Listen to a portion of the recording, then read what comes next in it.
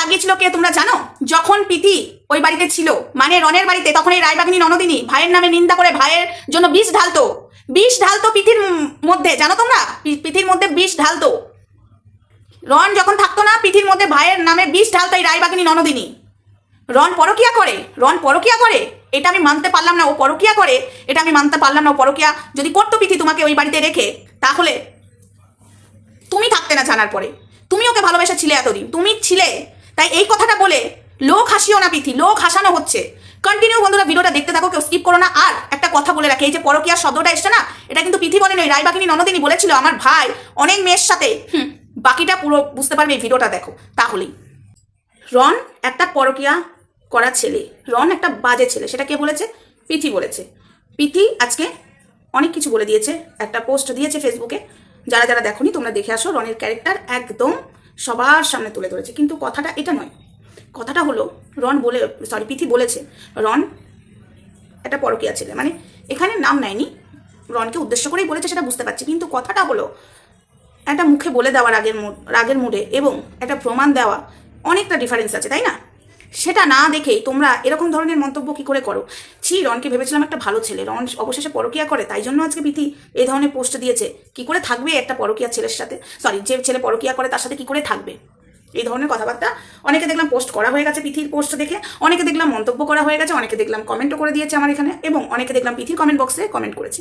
আচ্ছা, তার আগে বলি আমি হাই ফ্রেন্ডস, সোমা ওয়ার্ল্ডে তোমাদেরকে অনেক অনেক স্বাগত আর অনেক অনেক ভালোবাসা। চলে এসেছি আবারও একটা ভিডিও নিয়ে তোমাদের সামনে। রন ভালো ছেলে নয়, এটা কে বলেছে? প্রীতি বলেছে। মানে রনের নামটা নেয়নি, উদ্দেশ্য করে রনকেই বলেছে, সেটা বুঝতে পারছি, কারণ এখন রন আর প্রীতির মধ্যে ঝামেলা হচ্ছে।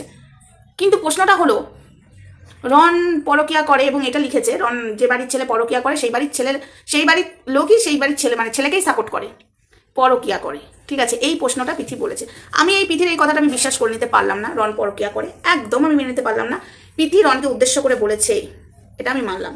কিন্তু প্রীতি কোনো প্রমাণ দেয়নি, লিখে দিয়েছে। অনেক কিছু লিখতে পারে, ও চোরে ডাকাত, কিন্তু প্রমাণ থাকা দরকার, ও চুরি করেছে কিনা, ও ডাকাতি করেছে কিনা। এই যে রনের বিষয় বললো, আজ পর্যন্ত রনকে আমরা যতটুকু চিনি, রন কিন্তু পরকিয়াতে লিপ্ত হওয়ার ছেলে নয়।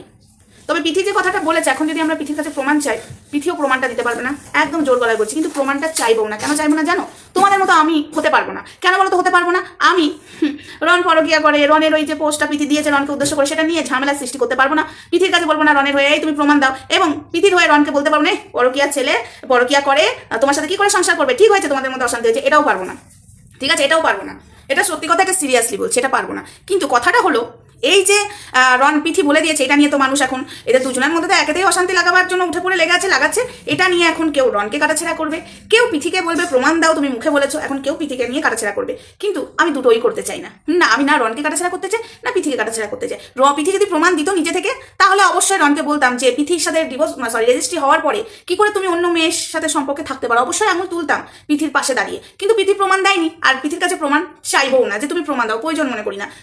দুজনা রেগে গেছে, ঠিক আছে, এ ওর দিকে কাদা ছুটছে, ও ওর দিকে কাদা ছুটছে, দুজনাকে কাদা ছুটছে, সেটা আমরা ভালো মতো বুঝতে পারছি। কিন্তু সেখানে ওই কাদা ছুটছে বলে কি হাতের গোড়ায় কি কাদা, রনের হাতে এক খাবলা কাদা দেবো বলো মারো, আর প্রীতির হাতে এক খাবলা কাদা দিয়ে বলো মারো, মানে মাটি থেকে তুলতে কষ্ট হবে, আমরা কি কাদাগুলো হাতে হাতে দেবো নে মার তোরা দুজন, আমরা আছি কাদা তোদেরকে স্টকে দেওয়ার জন্য, স্টকে রেখে দিয়েছি, তোরা মারতে থাক, আমরা আছি। এটা করবো না, এটা করাটা উচিত নয়। তাই প্রীতি রাগের মুডে এখন রনকে অনেক কথা বলবে, রনও রাগের মুডে অনেক কথা বলবে। রনও তো এই কথাটা বলেছে, তোর আগের বয়ফ্রেন্ডের মতো আমি নই।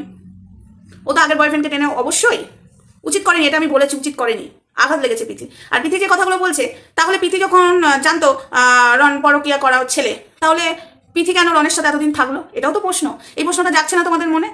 মানে ধুনো না দিয়ে লজিকে কথা বলো তোমরা, যারা যেসব পোস্ট করছো একটুখানি ভেবেচিন্তে পোস্ট করো। ওদের দুজনের অশান্তির মাঝখানে ওরা যা করছে করুক, আমাদের একটাই কাজ, দুজনকে বোঝানো কাজ, তাই না? এই যে আর কাদা ছোড়াছুড়ি করো না, ভালো লাগছে না। কিন্তু রন এই যে তোমাকে এই ধরনের কথাবার্তাগুলো বলছে প্রীতি, তারপর তুমিও এই মানে কথাগুলো বলছো প্রীতিকে, এগুলো ঠিক হচ্ছে না, বন্ধ করো। তুমি তো একটু বড়, বন্ধ করো। আর প্রীতি এবার তুমিও থামো, আর নেওয়া যাচ্ছে না। সবাই হাসছে, জানো তো, সবাই মজা নিচ্ছে, মজা নিচ্ছে। সিরিয়াসলি বলছি, এবার থেমে যাও। দুজনাকে ছাড়া থাকতে পারবে না, এটা তোমাদের এই কাদা ছোড়াছুড়িতেই বোঝা গেছে। যদি কাদা ছোড়াছুড়ি না করতে, তাহলে বুঝতাম যে চলো ওর দিক থেকে মুখ ঘুরিয়ে দিয়েছে প্রীতি, ওকে নিয়ে কিছু বলবে না, রন ওর দিক থেকে মুখ ঘুরে নিয়েছে, প্রীতিকে নিয়ে রন কিছু বলবে না। কিন্তু তোমরা তো কাদা ছোড়াছুড়ি করছো, যেটা কিনা স্বামী স্ত্রীর মধ্যে অশান্তি হলে, হ্যাঁ তুই আমাকে ইয়ে করবি না, গজগজ করে, স্বামীও গজগজ করে, স্ত্রীও গজগজ করে, ঠিক এটাই হচ্ছে।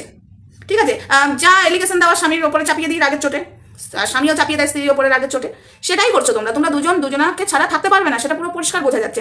কিন্তু প্রীতি দোষটা কিন্তু তোমার ছিল, দোষটা তোমার কালী পুজোর আগে দোষটা তোমারই ছিল।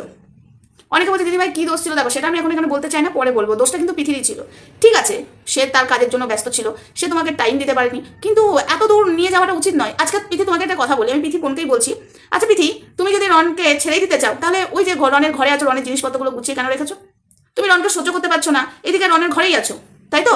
প্রশ্ন কিন্তু অনেক জায়গায়। এদিকে রন তার দায়িত্ব পালন করছে। ইয়েস, তোমরা অনেক কিছু জানো না, ভেতরে পৃথিবীর অনেক কিছু দায়িত্ব পালন রন করছে, তোমরা অনেক কিছু জানো না। তো আমি এগুলো নিয়ে বলতে চাই না, কিন্তু কথাটা হলো পৃথিবী রন কি কাদা ছোড়াছুড়ি করছে, সেখানে আমরা ধুনো যোগাবো না এবং কাদাটা তাদের হাতে তুলে দেবো না, ঠিক আছে? স্টকে কাদা রেখে হাতে তুলে দেবো না, তাদেরকে থামাবো, তাদেরকে বোঝাবো যে অনেক হয়েছে, এবার থামো। কি বন্ধুরা, আমার সাথে তোমরা একমত তো? রন কখনোই পরকিয়া করতে পারে না। রাগের চোটে পৃথি বলছে এই কথাগুলো। রন একটা বাজে ছেলে নয়, পরকিয়া লিপ্ত থাকা ছেলে নয়, তাহলে পৃথি এতদিন থাকতে পারতো না। এই তো ওদের রিসেন্টলি কালী পুজোর আগে দুর্গা পুজো গেল, ওখান থেকে স্টার্টিংটা হয়েছে, ঠিক আছে? অশান্তির কারণ ওখান থেকেই হয়েছে। তো সেটা বড় কথা না, বড় কথাটা হলো এই যে তোমরা এদেরকে ধুনো যোগাচ্ছ, ধুনোটা জুগিও না। আর রন বাজে ছেলে নয়, রন যদি বাজে ছেলে হতো না, একটা শূন্য থেকে একটা মেয়েকে দাঁড় করিয়েছে, এটা আমরা দেখেছি, এটা পৃথিও স্বীকার করবে। হ্যাঁ, অবশ্যই পৃথির কোয়ালিটি আছে, কেন কোয়ালিটি নেই? পৃথির অবশ্যই কোয়ালিটি আছে, পৃথি নিজের কোয়ালিটিতে আজকে পৃথি এখানে এসেছে। কিন্তু রন পাশে না থাকলে মেয়েটা পুরো শেষ হয়ে গেছিলো, মেয়েটাকে পুরো বাজারে বিক্রি করার মতো ছেড়ে করে দিয়েছিল ওই যে পৃথির আগের বয়ফ্রেন্ড, একটা ফালতু থার্ড ক্লাস ছেলে, সে তো মজা নিচ্ছে। আমার তো মনে হচ্ছে এখানে কিছু একটা কারসাজি করেছে, আমার মন বলছে। দেখি নেক্সট ভিডিওতে আমি বলবো, আমার যেটা মন বলছে আমি অবশ্যই তোমাদের সামনে শেয়ার করবো। তো সেই জায়গা থেকে আজকে পৃথিকে এই জায়গায় এনেছে। পৃথির দিকে কেউ আঙুল তুলে তাকাতে পারবে না, কেন জানো? রনের জন্য। আজকে আঙুল তুলে একবার তাকাক দেখি, একবার তাকাক। দেখো রন তাকে 12টা বাজিয়ে দেবে, যেটা কিনা দুর্গাপুরের একজনকে করেছিল। পৃথির চরিত্র নিয়ে দিনের পর দিন বিক্রি করছিল। রন কিন্তু দেখিয়ে দিয়েছে যে তার স্ত্রীর দিকে কাদা ছড়ালে সে কি করতে পারে, সেটা আমরা দেখেছি, ঠিক আছে? মণি বলে নাম, দুর্গাপুরে মণি একটা ইউটিউবার ছিল, তার একদম পুরো 12টা বাজিয়ে দিয়েছিল। তো সেই ক্ষেত্রে আমরা রনকে এবং পৃথিকে একটাই কথা বলবো, এই যে পরকীয়া লিপ্ত এই কথাগুলো বলছো, কোনো প্রমাণ তোমার কাছে নেই, আমি জোর গলায় বলছি, আর তুমি দিতেও পারবে না। আর যদি রন পরকীয়ায় থাকতো, তুমি এতদিন ওর সাথে থাকতে পারতে না। আমি বলছি, কারণ তোমার মতো মেয়েকে চিনি, কারণ তোমার মধ্যে একটা ইমোশনাল কাজ কর, তুমি একটা ভালো তোমার প্রতি একটা সবকন্যার আছে পৃথি আমার, দেখো তুমি একটা ভালো মেয়ে। কিন্তু রনও একটা ভালো ছেলে, ওর চোখ মুখ দুটো দেখে না মায়া লাগে, জানো তো? ভীষণ মায়া লাগে। ওর পরিবার ওর সাথে কি করেছে, ওর পরিবারও ছাড়েনি গো ছেলেটাকে। তুমি তোমার পরিবার ছেড়ে ওর পাশে দাঁড়িয়েছো, মানলাম, দিনের পর দিন তুমি মানিয়ে নেবে বলেই আজকে ওর পাশে ছিলে, ঠিক আছে? মানিয়ে নেওয়ার চেষ্টা করেছিলে, তুমি তার পরিবারকে মানিয়ে নেওয়ার চেষ্টা করেছিলে। সেটা হয় সমাজে, মানে কি বলবো বলো তো, কিছু কিছু বাড়িতে আছে ননদিনীগুলো জীবনটা ঝান্ডুবাম করে দেয়। বিশ্বাস করো, জীবনটা পুরো ঝান্ডুবাম করে দেয়। এই কিছু কিছু খাইবাগিনী ননদিনীগুলো আছে বলেই তো আজ ভাইয়ের বইয়ের সংসারগুলো নষ্ট হয়।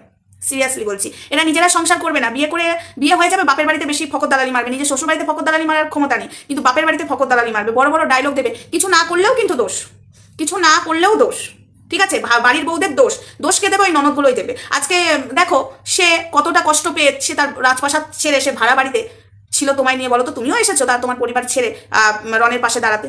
আজকে যেগুলো করছো খুব খারাপ। এই তোমাদেরকে আমি একটা ছোট্ট কথা বলি, এই আজকের কথা বলছি, আমার শাশুড়ি একটু অসুস্থ, শরীর খারাপ। তো রীতিমতো মানে ওনারা শ্বশুর সার্ভিস করতো, তো ওনাদের মেডিকেলটা ফ্রি আছে, ঠিক আছে? তো রীতিমতো মানে আমার বর বলছে যে মেডিকেলে দেখাবো না, আমি প্রাইভেটে দেখিয়ে নিই, ঠিক আছে? প্রাইভেটে দেখিয়ে নিই, তাহলে মনে হয় ভালো হবে।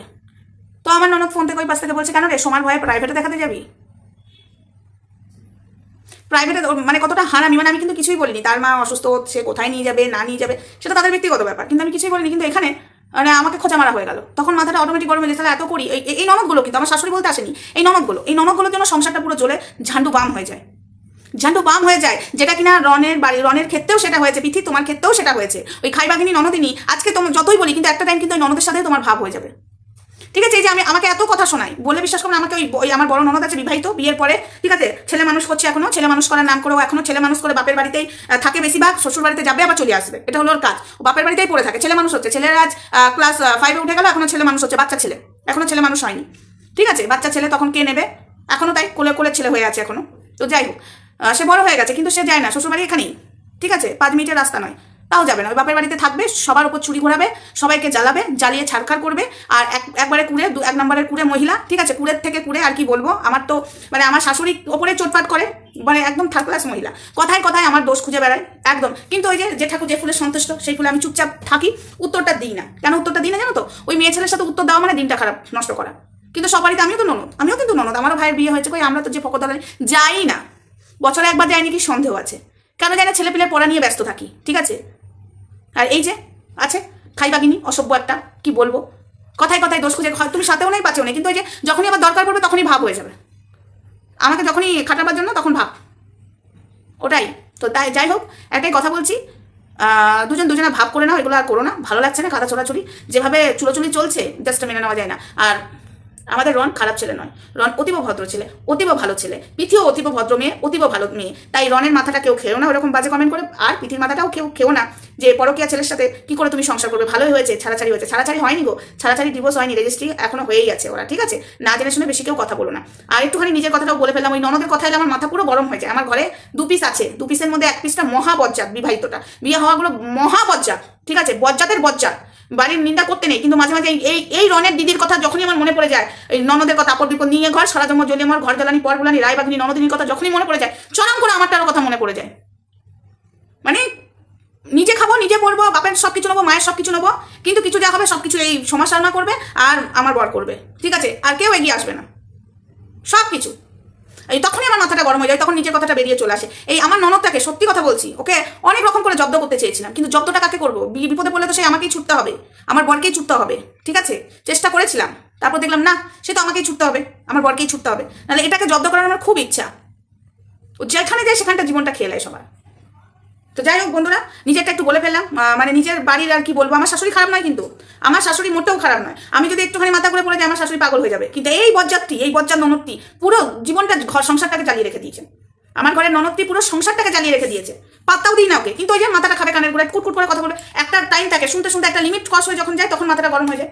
তখন 2-3টে বলে দিলেই ব্যাস হয়ে গেল ঝগড়া। ওই আগে বলতাম, এখন বলাও ছেড়ে দিয়েছি, তুই পাগলের মতো বল, ওই যে পাগলে কিনা বলে ছাগলে কিনা খায়, সেটাই করে দিয়েছি। তো চলো, বাকি কথা নেক্সট ভিডিওতে হবে। ততক্ষণ সঙ্গে থেকে ভালো থেকো, সুস্থ থেকো, টাটা। রণপ্রীতিকে একটাই বলবো, কাদা ছোড়াছুড়ি বন্ধ করো। যেমন দুজনা এক ফ্রেমে ব্লগ দিতে, সেই এক ফ্রেমে ব্লগ দাও, ভাব করে নাও। তোমরা দুজনকে ছাড়া থাকতে পারবে না, এটা পরিষ্কার। আমি গ্যারান্টি দিচ্ছি, তোমরা গ্যারান্টি দিচ্ছি কি? গ্যারান্টি তোমরা থাকতে পারবে না, দিচ্ছি না, গ্যারান্টি। চলো টাটা।